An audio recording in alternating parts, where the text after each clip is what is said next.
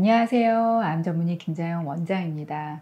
오늘은 제가요, 여러분들 중에서 표준 치료 후에 고압산소 치료가 정말 필요한 분들, 도움이 정말 많이 되는 분들 있거든요. 그래서 그분들 누구신지, 그 다음에 어떻게 하는 게 가장 도움되는지 그 이야기를 나누려고 합니다. 자, 먼저 본론으로 들어가서요, 이제 고압산소 치료가 정말 도움이 되는 분들 누구시냐면 두경부암 환자분들이세요. 두경부암 환자분들은 대부분 치료가 수술 단독인 분들도 있지만 많은 경우에 방사선 치료를 하시거든요. 자, 이때 이 두경부암이라고 하는 거는 코에서부터 여기 목 사이에 있는 기관에 암이 있어서 이제 치료를 받는 분들이잖아요. 그래서 이 부위에 이제 방사선 치료 받고 나면 대부분 이제 구내염으로 이제 식사도 잘 못 하시고요. 또 입 안이라든지 코라든지 목 여기에 염증 때문에 고생들을 많이 하세요. 그 다음에 피부염 때문에도 고생들을 많이 하고 어떤 분들은 이제 수술하고 나서 방사선 치료를 또 하기 때문에 수술 때문에도 어떤 구조물을 떼어내고 나서 여러분들이 고생들을 많이 하시거든요. 근데 거기에 방사선 치료까지 더해지니까 사실은 이제 두경부암 환자분들이 제가 보기에는 표준 치료 받고 나서 고생을 가장 많이 하는 환자분들인 것 같아요. 이제 그런데 이분들에게 있어서 방사선 치료 후에 그 부작용을 낮추는데 가장 도움이 되는 치료는 고압산소 치료입니다. 근데 실제로 대학병원에서도 두경부암 환자들 중에 고압산소 치료를 하는 분들도 있으세요.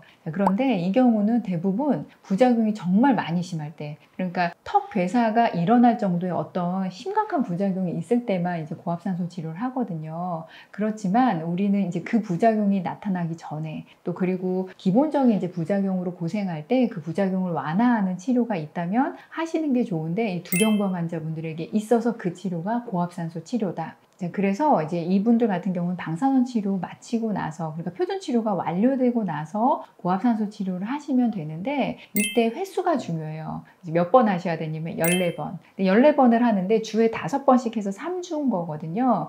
그래서 이것을 연이어서 이때 하시는 게 굉장히 중요하고, 여러분들 중에서 고압산소 치료를 실제로 하고 계신 분들 중에서 이렇게 연이어서 하시는 분들이 사실 드물어요. 근데 고압산소 치료는 뜨문뜨문해서 오는 효과보다 연이어서 했을 때가 효과가 훨씬 좋고요. 그 다음에 두경부암 환자분들처럼 이 방사선 부작용 낮추기 위해서 하실 때 가장 좋은 치료 시간은 2시간, 120분입니다. 그리고 2기압 이상에서 하실 때가 이제 가장 사실 효과가 있는 거거든요. 그래서 치료를 제대로 해서 방사선 치료 후에 부작용 낮추고 사회생활로 빨리 복귀할 수 있는 방법이 되기 때문에 고압산소 치료를 여러분들이 이제 두경부암 환자분들 같은 경우는 표준 치료 이후에 기본 치료로 염두에 두시면 좋을 것 같습니다.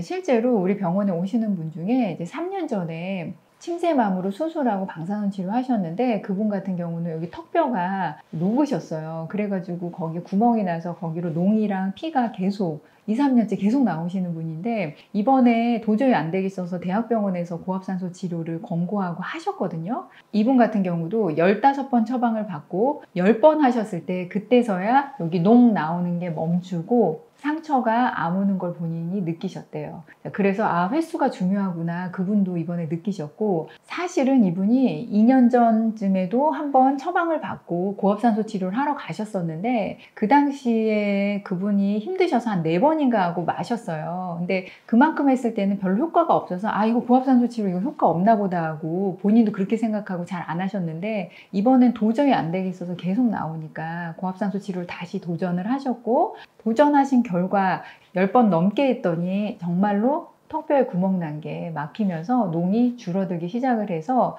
고압산소 치료 효과가 이렇게 좋구나 하는 거를 본인이 새삼 느끼셨다고 저한테 말씀하셨거든요. 자, 그런데 이렇게 심각한 부작용이 있을 때야 이제 대학병원은 고압산소 치료를 보내는데 이것보다는 미리 방사선 치료 두경부암 환자분들은 하시고 나서 고압산소 치료 하시는 게 여러 가지 부작용 낮추는데 가장 도움이 되신다. 기억하시고요. 두경부암 환자분들이라면은 표준 치료 끝나고 나서 고압산소 치료도 치료 기간에 염두에 넣으시면 좋을 것 같습니다. 두경부암 환자분들이요, 식사 못 하시고 가장 안타까운 암 환자분들이시기는 해요. 그래서 정말 조금이라도 부작용 낮출 수 있다면 하는 마음으로 오늘 영상 준비했습니다. 우리 모두요, 건강하게 암 치료 꼭 성공했으면 좋겠습니다. 암 치유할 수 있습니다. 화이팅!